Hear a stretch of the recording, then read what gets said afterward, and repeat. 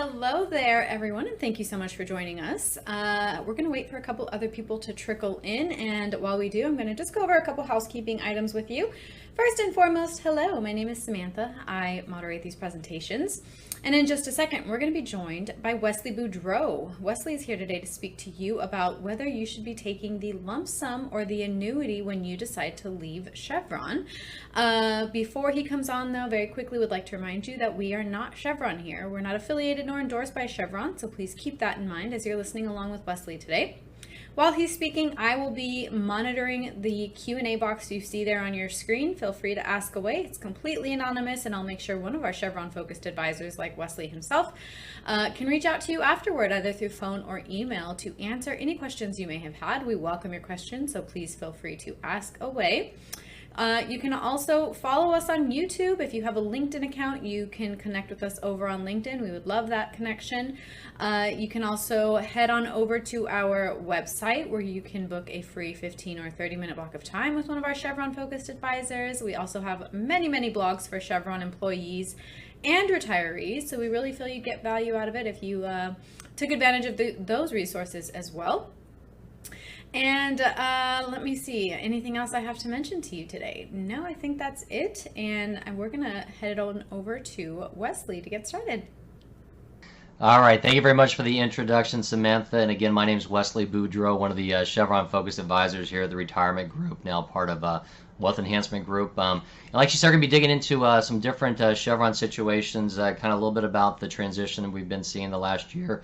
But we're going to dig more into the pension plan, kind of on a high level, kind of let you know some ins and outs of how that works. And then ultimately, if you got deeper questions, just give us a call. Myself, one of the other Chevron-focused advisors, will be happy to kind of help you on a one-on-one basis. So we'll dig into that. We'll talk a little bit about the retirement group at the end as well this time. So as far as what's in the news, this slide honestly could be updated every couple of weeks with different company names on there, and it's obviously close to home with you guys at Chevron. You've seen some massive restructuring changes with the move going from San Ramon over to Houston. That one down there highlighted in yellow, about a 15 to 20% reduction in global workforce. Other companies in the news: Ally Financial, BlackRock, Blue Origin, Boeing, the federal government, BP. There's a number of different companies that have gone through a reduction in force this year, and likely will continue in the next year or two, especially with potential implementation of AI and things of that nature and stuff.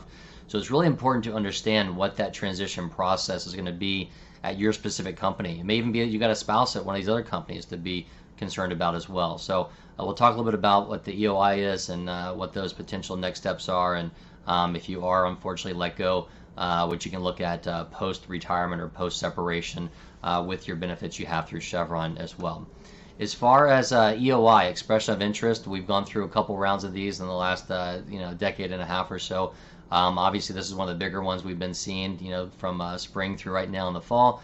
And a lot of you may have already been impacted by this, or there may still be some future impacts if you survived some of the potential cuts. But essentially, an expression of interest, most of you already know it. It's raising my hand, saying, "Hey, look, I'm curious, or I'm open to potentially getting severance, leaving the firm because I don't want to potentially be laid off in the future, or maybe I don't want to go in there and find a different job within the company." And that's one of the options you have, is going through there and being reassigned essentially. Not every time is this going to work. So you may say, "Hey, I want to stay on. I know my department or my specific section might be getting cut or decimated. I'm available to go somewhere else, a different department within Houston, or maybe a different department remote, or whatever it may be." Those are options where you express your interest in what you're looking to do, whether you're saying, "Hey, I'm happy taking the package now," or "I want to stay on." And the potential or the benefit of taking the package now is, again, it's a package. You have a severance in there. So based upon your years of service, you're going to have some severance payments in there, and that may or may not be the case in the coming years or so. It's always been the case with Chevron, but again, there's no guarantees in the future. So if you have any questions on this, let us know. But a lot of times they do it in different rounds, and we've already gone through a couple of these already. But if you have questions, want to dig into what the process looks like, and how do you make sure that you navigate through some different choices, and make sure that you want to run a cash flow analysis or a financial plan to see, hey, am I ready to make that decision? We can go through that with you as well. And that kind of leads right into that first question here on this slide. Some different questions to kind of ask yourself, whether you're transitioning or not. Again, it may not be your choice. We've worked with a lot of individuals that raised their hand wanting to go, but you didn't get that tap on the shoulder because they needed them. Others that said, "Hey, I'm solid. There's no way they're gonna touch my job," and all of a sudden they are going. So you got to be prepared one way or the other and assume both scenarios. So number one, ask yourself a question: am I ready to retire? It may be that you were thinking about retiring a year or two anyway, or maybe you were thinking about retiring 2 years ago and you just kept working because that's your identity. Or it may be that you say, hey, I've got at least 5 to 10 years, and God forbid if something happens to my job, am I ready to retire? Or do I need to go out and find another job? So it could be a scenario where we look into the numbers and say, okay, well, you actually have the benefit of because you're spending and because of what you've saved, going early if you want to, and can survive on that. Or you might say, okay, if you are getting tapped and you have to leave and go somewhere else, the question is, do you want to go somewhere else and make the exact same amount of money? Or could you maybe focus on a quality job and not quantity of income? Maybe it could be we back into the numbers and figure out, okay, maybe you're making 150 now, but you can do quite well and you're okay at 120. So maybe you can focus on a job that maybe is less stressful, or maybe a job that you want, or a job that the family wants. So a lot of these things we can review in that cash flow analysis. So again, can I retire? Am I ready to retire? And it may be that financially, yes, you are, but emotionally you may not be. So we can go through all those ins and outs as well. And how's this all going to affect me as far as the 401k, the CRP, other different benefits, retirement benefits that are coming into play. If I'm highly compensated employee, if I'm over PSG 26, there's other investment plans that it could affect. The LTIPs, the RSUs, the PSUs, stock options. How does that all go into play? We're obviously not going to dig into that on this webinar because that doesn't involve everybody. But if you are affected on that and have questions, we can go through those ins and outs for you as well, and also tie those into that cash flow analysis or financial plan that I'm talking about here as well. How's the healthcare transition going to happen? Am I going to be eligible for healthcare retiree medical benefits, COBRA? Do I need to look at the Affordable Care Act, those different options? Am I looking at a new job and their healthcare plans, going on my spouse's healthcare plan? We go through all those scenarios. And just simply put, do I have a plan in place? A lot of times, I can't tell you, we're talking to individuals that are ready to retire in a week, and they say, hey, Wesley, I haven't done anything. I need to do this now. Or even individuals that retired a couple months ago and said, hey, I need to start planning. Hopefully you're a couple years out and we start that planning early. So regardless if you've done something or haven't done anything, let us know. We can kind of dig into the weeds with you and help you run those different numbers side by side. So the pension plan, let's get into that. We're not going to talk about the 401k. We're going to talk about the pension plan today, and we'll give you an update on the interest rates and kind of how they're trending going forward and how they affect the lump sum. But essentially, the pension plan is a classic defined benefit plan, which is a formula based. We don't have it here, but it goes through looking at your years of service times a percentage times your final average pay minus a Social Security offset. So it's important to understand, if you didn't work for Chevron your entire career, if you were in the public sector before, give us a call, because it may be that they have a miscalculation in your Social Security offset, and we could potentially save you thousands or tens of thousands of dollars in that calculation. But it's important to go through a company like us that knows it, because if you make a mistake, it can go the other way as well. So once they get that formula, they determine what your specific income is going to be on a single life annuity, which we'll get through those payments in just a moment. Depending upon where you were hired, you could be under legacy pension plans. The formula is there, or the Chevron pension plan. And again, just given how long it's been since a lot of those transitions took place, a lot of you may be out of those legacy plans, and most of you are in the classic Chevron plan. But we can run that pension calculation and go through that and show you those different ins and outs and how that structure works. We can't change it, so it is what it is. But we can at least educate you on what your multipliers are and things of that nature to determine what that single life annuity is. And then once we get into that, again, that formula is going to determine what is my single life annuity. They might say, okay, Wesley, you've worked here for so many years, you've made this amount of money, and we're going to give you $4,000 a month for the rest of your life. That's just your life, okay? There's no cost limit adjustments. That $4,000 is going to come out now. It's going to be $4,000 in 10, 15, 20 years, even though the purchasing power is going down.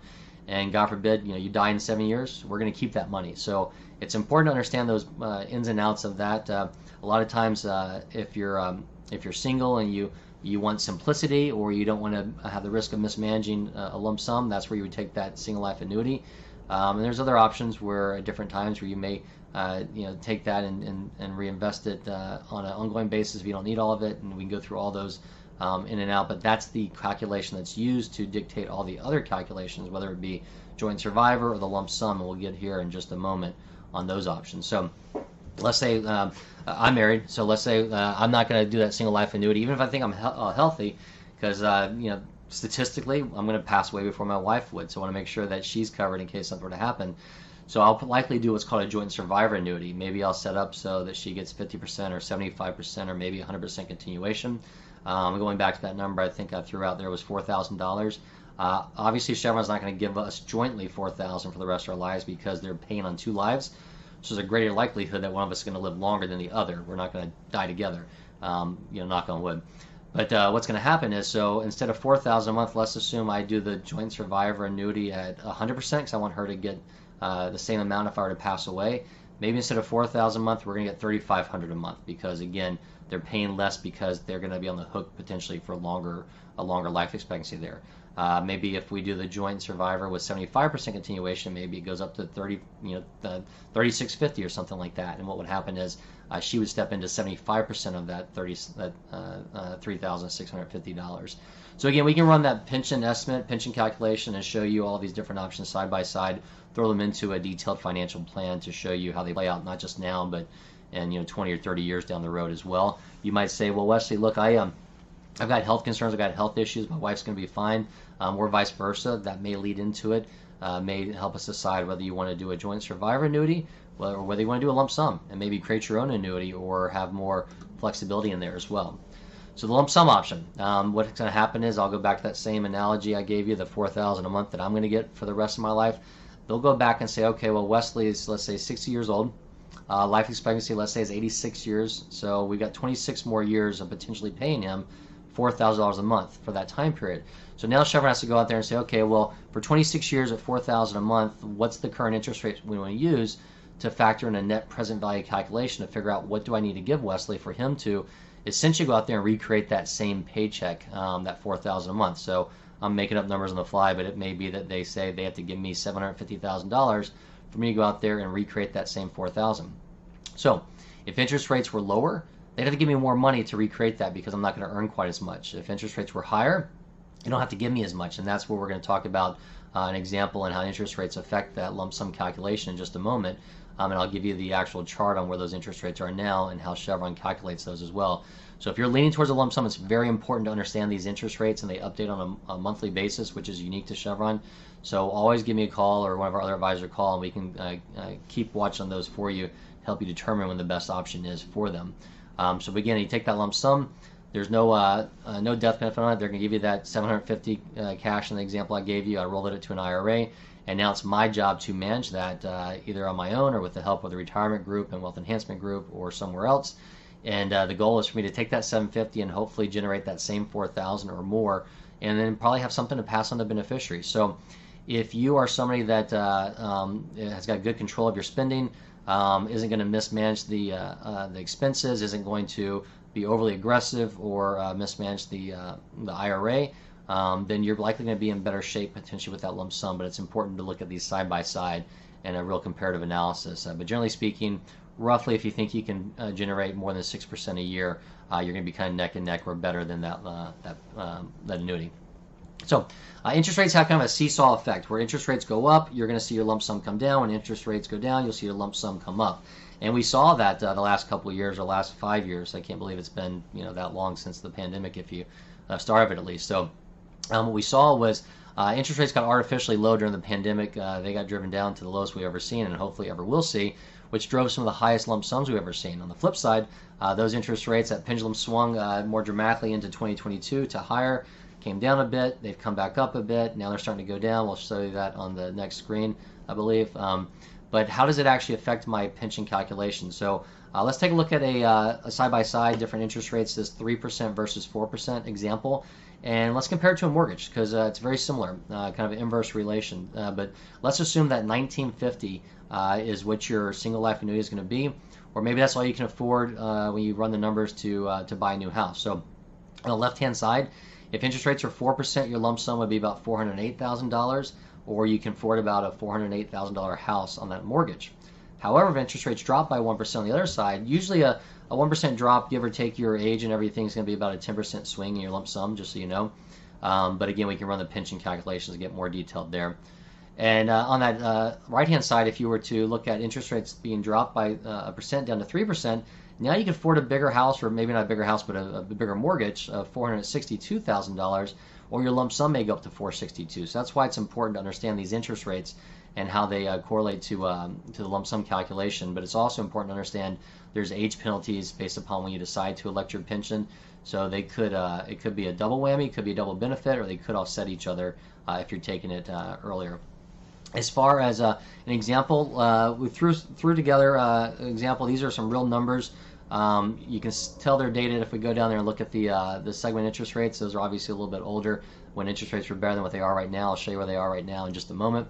But this gives you an example of kind of what that scenario will look like when you run that pension calculation. It's not going to look as clean as this. It's going to be separated on some different pages. But in this example, let's assume this individual was born in 1965. They decided to commence their benefits over the summer here at about age 59 and a half, a little bit over that. So they're good to go on distributions without that 10% penalty, whether it be from a 401k or from an IRA if they roll this over. And then as far as their vesting, they've been there for about 32 years, so a good long service period. Estimated Social Security that Chevron ran for them was about $2,400 a month, so that's factored into the Social Security offset. Segment rates, like I said, were a little bit lower there. That second segment, 2.91%. We'll see it's closer, a little bit over 5% now. This person made pretty good money, just under $200,000 at $198,000, and so that all calculated out to a lump sum of about $1.5 million. So $1.525 to be exact. And this was calculated off of their single life annuity, which was $7,357. Now I'm going to look at a alternative scenario, just assuming that this person just hung on a couple more months or so before they either retired or before they elected their benefits, and you'll see what that changes. It's not going to be dramatic, but it does show you how those changes happen. And I mean, I can go through all the different items, but really the top and the bottom are what we're going to look at here. So the top is instead of going back in June, they're going in November in this case. So a couple more months, they're going to be 60 in 1 month instead of what we say 59 and 7 months before, so about 4 months later. In this case, everything else kind of same. If we look at the very bottom, we'll see is that pension calculation, the single life annuity is a little bit higher because again they've got a little bit more months of service under the belt, so it's now $7,490 on a monthly basis. And so everything else held equal, what that would do is you should think that that would actually increase the lump sum, but it hasn't. The lump sum has gone down a bit. It's instead of that 1.525, it's 1.508. So what's that, about 17 grand or so lower? There's a couple reasons there, because again that person's older, so their life expectancy is shorter, so when they run that calculation that affects it. Also what's going to happen is if we look at the interest rates here, the interest rates went up a little bit in this scenario. We were at I can't remember the rest, but at that second segment I think it was 2.91, now it's 3.08. So it shows you how the interest rates can drop that. So there's a lot of different variation factors going on at the same time. It could be as simple as if we knew interest rates were not going to move whatsoever, it could be an age issue where you age out of an age penalty, so your lump sum and annuity is going to go up, or it may be that you're past 60, and then it could be that you're just getting older, so your years of calculation are getting shorter, which could make it go down. It could be the interest rates are changing, could affect it to make it go up or down. So there's a lot of moving parts in this calculation. So it's really important to give us a call and we can kind of walk you through this one-on-one instead of trying to go at it alone, because some of these calculations could be, tens of thousands of dollars difference and mistakes that you could make with that process as well. So this is a rate chart updated. We don't have usually what happens is the interest rates come out for the prior month late in the next month. So we're kind of getting late here into October, but we don't have the September yet. We'll get those soon. But I've updated this. What happens is Chevron's unique compared to a lot of other pension plans. They update their interest rates on a monthly basis, so you have a better idea of where things are. Most really update them on a quarterly or sometimes an annual basis. And so what happens is they look at the previous third, fourth, and fifth month. And so we've got June, July, August here. And that average will give you what it is for November. So if you're commencing your benefits in November, it doesn't mean you have to you have to retire before you can commence benefits, but you may have retired or gotten an EOI back in June and may have been talking to us and said, hey, look, we see interest rates coming down, let's sit on the sideline a little bit, and we may just be looking at this month by month. So if we decide to commence benefits in November, you'll see the interest rates are 4.34, I'm doing this without my glasses, 5.35, and 6.11. If you were to commence those benefits right now in October, it's actually a little bit higher, 4.44, 5.45, and 6.16. So obviously I'd say let's wait at least one more month into November to commence those. We got lower interest rates, higher lump sum. It could be that trend continues and those interest rates go down longer, so we sit on that sideline waiting to commence those benefits. If we start to see them turn the opposite direction, we may change our mind and decide to commence the benefits. But again, like I said, there's a lot of moving parts in there. The segments are, there's a first, second, and third segment. The first covers the first 5 years of retirement. Second's going to be years 6 through 20, and the third 20 and beyond. So that second segment's got the highest weighting for most of us because it covers 15 years of retirement in there. So keep an eye on that one. And I don't have this going all the way back. I've got the charts going back, but we're only showing you really going back to January here. But you can see down there in January, the middle segment was about 4.92. It started to gradually rise into the spring or so, and it's gotten higher. And again, it's a trailing issue. Now we know that we'll see those start to come down, and we've seen that kind of come down. That kind of hopefully we'll say it kind of capped out, if you would, there in September at the 5.51. It's now come down to 5.45, 5.35. Hopefully coming in for December, we'll see it come down a little bit lower as well. So again, any questions on this, just give me a call and ask for myself, Wesley, or one of the other advisors, so we can dig into these numbers with you one-on-one. And so if you do decide to retire, or maybe you don't decide, but you get forced out for, unfortunately, what are some additional resources you may have as far as tapping into things if you decide to defer that pension and not tap into it? If you got your 401k, if you tap into that prior to 59.5, usually there's a 10% penalty on top of taxes. However, if you retire the year you turn 55 or later, so you can even be 54 upon retirement as long as you turn 55 later that year, you can tap into your 401k without that 10% penalty. So be very careful if you're talking to an advisor that's, if you're under 59.5 and the advisor is telling you to move everything over to an IRA, they're probably not looking out for your best interest. They're probably just thinking about getting their hands on managing those assets. So again, give us a call to run through everything on this. There's a 72T if you are cut before 55, or if you have an IRA you want to stretch that out. That's setting up what's called substantial and equal periodic payments in an IRA over the course of 5 years or until you're 59.5, whichever's longer, to avoid that 10% penalty. Again, it gets complicated, but we can go through that with you, and you don't want to do this on your own. Maybe you have a line of credit you need to access short term if you transition to a different job. Maybe you want to focus on tapping into your principal residence if you want to do a HELOC on that. Maybe you've saved up some after-tax accounts and either in your savings, either a brokerage account, or maybe you got after-tax dollars within the 401k. If you can avoid tapping into that, though, I'd probably argue let's not, because we can talk about rolling that over to a Roth IRA to get tax-free growth on in the future. So again, it's not just that pension plan if you're transitioning. There's a lot of other factors that go into it. So again, simplest thing is to give me a call. We'll go through that with you and run that cash flow analysis or that financial plan, which right now about 3/4 of Americans over 50. Now, I'm a stat we always kind of throw out there. Don't have a written plan. You can spend about 10 to 15 minutes with us gathering some of the data I talked about. Talk about the 401k, outside assets, what your spending levels are going to be or what your desired spending is.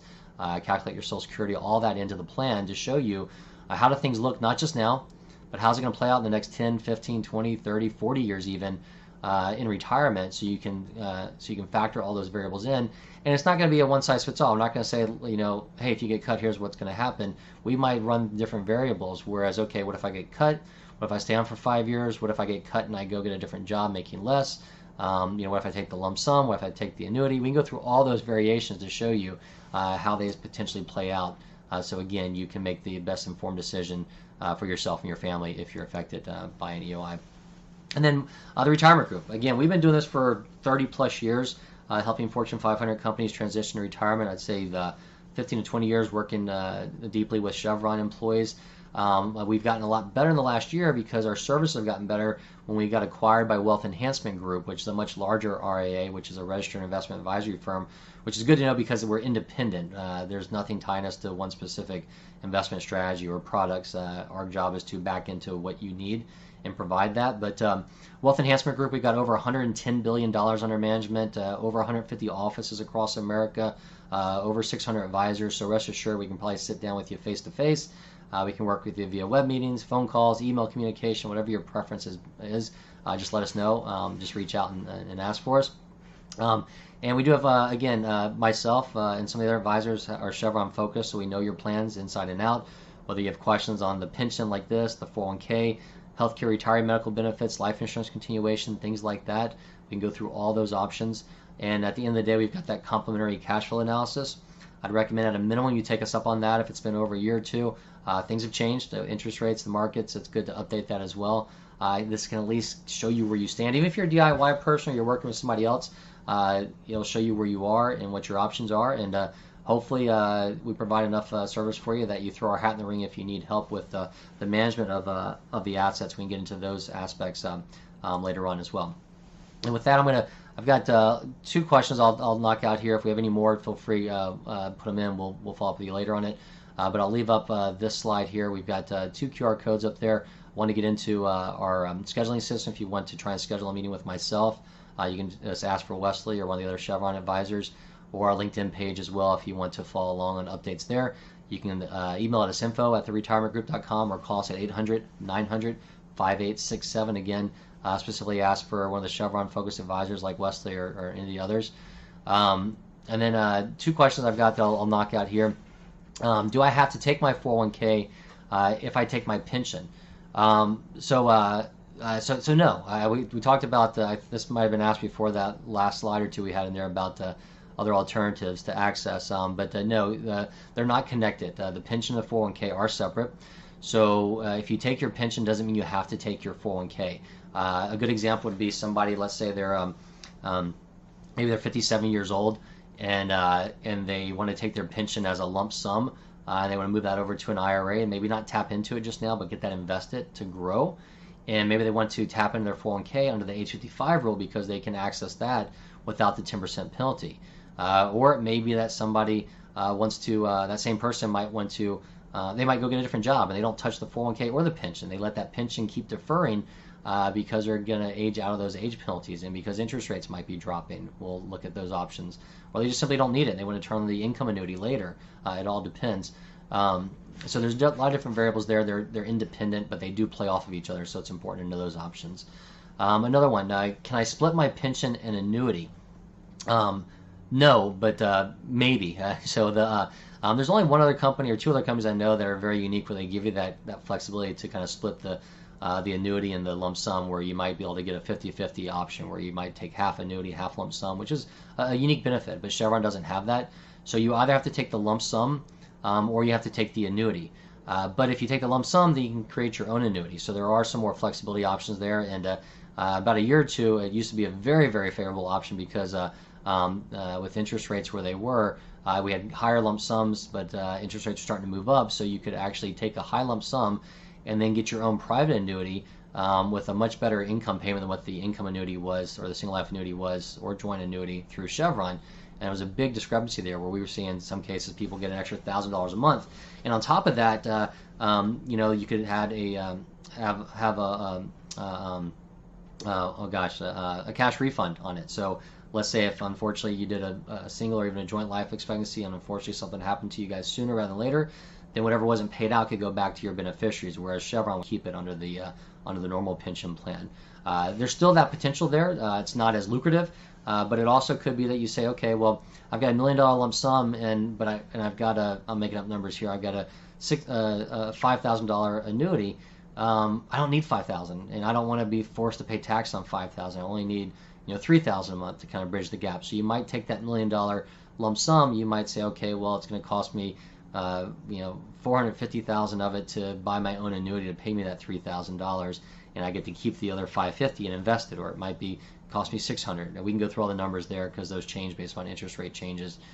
So you do have that flexibility, not within the plan, but outside the plan. So that's why it's important to give me a call, and we can kind of go through the one-on-one, that cash flow analysis, and model those in there as well. So again, with that, I want to thank everybody for taking some time out of their day with us. You can always give us a call at 800-900-5867, and we'll be happy to help you out.